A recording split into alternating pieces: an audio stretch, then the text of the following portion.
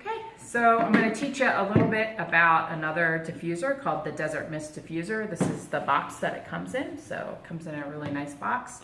It's the newest diffuser, and it's really pretty. As you can see, it has a nice cover. So I'm going to show you a little bit about how the Desert Mist Diffuser works. So the power is at the bottom here, so that's where you're going to take your power plug. I already have mine plugged in here. And plug it into the power slot when you get it. It's easier than that. And then you just thread it through the little feet here. The feet stick up so to make sure that this fan is clear so that the air circulates. So you don't want to put this on a soft surface or cover this fan at all. You want to make sure it's on a hard, flat surface so that fan can do its job underneath. And then when you look inside the diffuser, you'll see this little plate.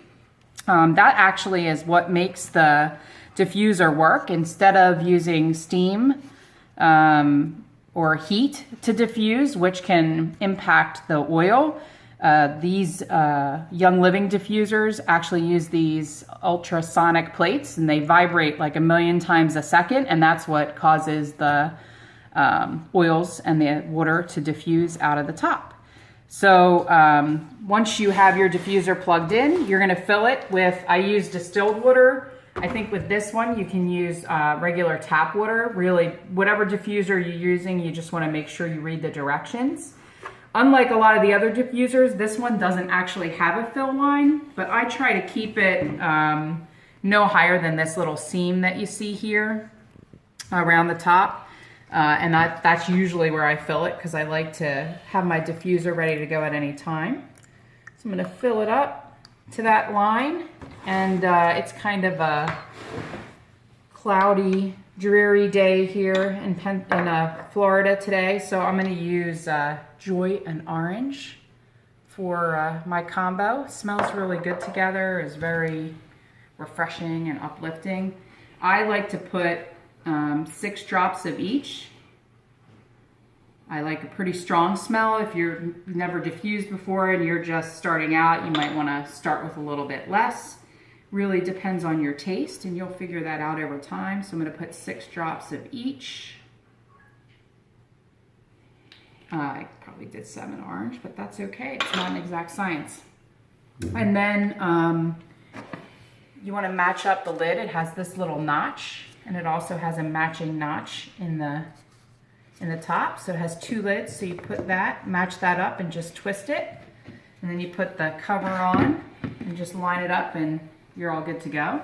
And then what you'll see here is there's 2 buttons on this diffuser. One is the power button and one is the light button. It has 3 power settings. So there's a high output mode, which it'll run about 5 to 6 hours. And you press once if you want to do the high output. It's a low output mode, so you press it twice for low output and it'll run for about 8 hours, or you can do intermittent where it runs for 1 minute and then shuts off for 1 minute, and that's where you'll get it to run for 10 hours. So I actually like the high output mode personally, so I'll press it once and the light automatically comes on to this color. You can, I don't know if you can see on the video, but it's already coming out, so it works pretty fast. So the diffuser's coming out. I can smell it already. The really cool thing about this one is that it has 10 LED light settings. So this is the default light, but the other button down here has a little light bulb on it.